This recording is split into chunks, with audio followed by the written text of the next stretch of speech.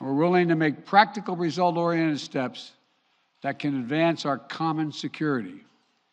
We will not sacrifice basic principles, though. Nations have a right to sovereignty and territorial integrity. They have the freedom to set their own course and choose with whom they will associate. But that still leaves plenty of room for diplomacy and for de-escalation. That's the best way forward for all parties, in our view. We'll continue our diplomatic efforts in close consultation with our allies and our partners. As long as there is hope of diplomatic resolution that prevents the use of force and avoids incredible human suffering that would follow, we will pursue it. The Russian defense minister reported today that some military units are leaving their positions near Ukraine. That would be good, but we have not yet verified that. We have not yet verified the Russian military units are returning to their home bases. Indeed, our analysts indicate that they remain very much in a threatening position.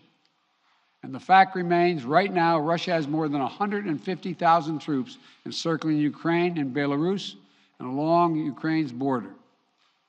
An invasion remains distinctly possible. That's why I've asked several times that all Americans in Ukraine leave now before it's too late to leave safely. It is why we have temporarily relocated our embassy from Kyiv to Lviv in western Ukraine, approaching the Polish border. And we've been transparent with the American people and with the world about Russia's plans and the seriousness of the situation so that everyone can see for themselves what is happening. We've shared what we know and what we're doing about it. Let me be equally clear about what we are not doing. The United States and NATO are not a threat to Russia.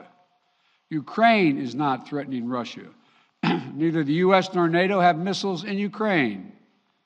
We do not have plans to put them there as well. We're not targeting the people of Russia. We do not seek to destabilize Russia. To the citizens of Russia, you are not our enemy. And I do not believe you want a bloody, destructive war against Ukraine, a country and a people with whom you share such deep ties of family, history, and culture. 77 years ago, our people fought and sacrificed side by side to end the worst war in history. World War II was a war of necessity. But if Russia attacks Ukraine, it would be a war of choice, or a war without cause or reason. I say these things not to provoke, but to speak the truth, because the truth matters. Accountability matters. If Russia does invade in the days and weeks ahead, the human cost for Ukraine will be immense. And the strategic cost for Russia will also be immense.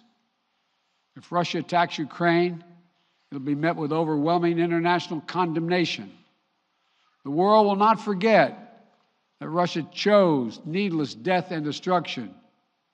Invading Ukraine will prove to be a self-inflicted wound. The United States and our allies and partners will respond decisively. The West is united and galvanized.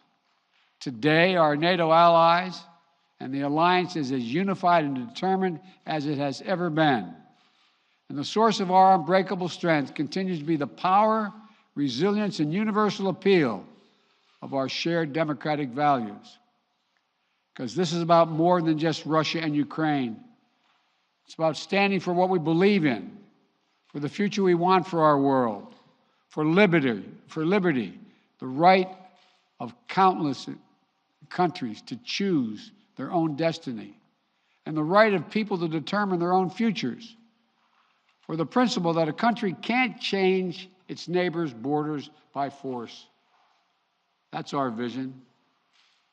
And toward that end, I'm confident that vision, that freedom will prevail.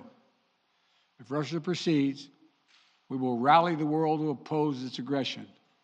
The United States and our allies and partners around the world are ready to impose powerful sanctions on export controls, including actions that we did not pursue when Russia invaded Crimea in eastern Ukraine in 2014. We will put intense pressure on their largest and most significant financial institutions and key industries. These measures are ready to go as soon and if Russia moves. We'll impose long-term consequences that will undermine Russia's ability to compete economically and strategically. And when it comes to Nord Stream 2, the pipeline that would bring natural gas from Russia to Germany, if Russia further invades Ukraine, it will not happen. While I will not send American servicemen to fight in Ukraine, we have supplied the Ukrainian military with equipment to help them defend themselves. We provided training and advice and intelligence for the same purpose. And make no mistake, the United States will defend every inch of NATO territory with the full force of American power. An attack against one NATO country is an attack against all of us. And the United States' commitment to Article 5 is sacrosanct. Already, in response to Russia's buildup of troops, I've sent additional U.S. forces to bolster NATO's eastern flank. Several of our allies have also announced they'll add forces and capabilities to ensure deterrence and defense along NATO's eastern flank. We will also continue to conduct military exercises with our allies and partners to enhance defensive readiness. And if Russia invades, we'll take further steps to reinforce our presence in NATO, reassure us for our allies, and deter further aggression. To be clear, if Russia decides to invade, that would also have consequences here at home. But the American people understand that defending democracy and liberty is never without cost. This is a cause that unites Republicans and Democrats. And I want to thank the leaders and members of Congress of both parties who've forcefully spoken out in defense of our most basic, most bipartisan, most American principles. I will not pretend this will be painless. There could be impact on our energy prices. So we are taking active steps to alleviate the pressure on our own energy markets and offset raising prices. We're coordinating with major energy consumers and producers. We're prepared to deploy all the tools and authority at our disposal to provide relief at the gas pump.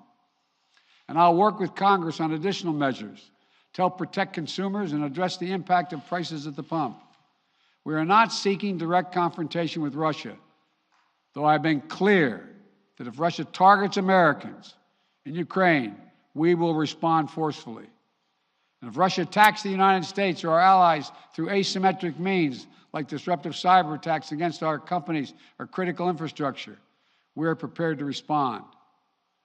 But we're moving in lockstep with our NATO allies and partners to deepen our collective defense against threats in cyberspace. Two paths are still open. For the sake of historic responsibility, Russia and the United States share for global stability, for the sake of our common future, to choose diplomacy. But let there be no doubt, if Russia commits this breach by invading Ukraine, responsible nations around the world will not hesitate to respond.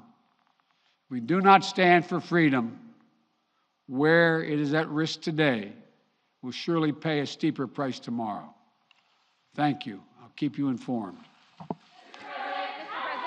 Mr. President, whether or not they are de-escalating. Ukraine as a precursor to a Russian invasion? Are they behind the cyber attack, Mr. President?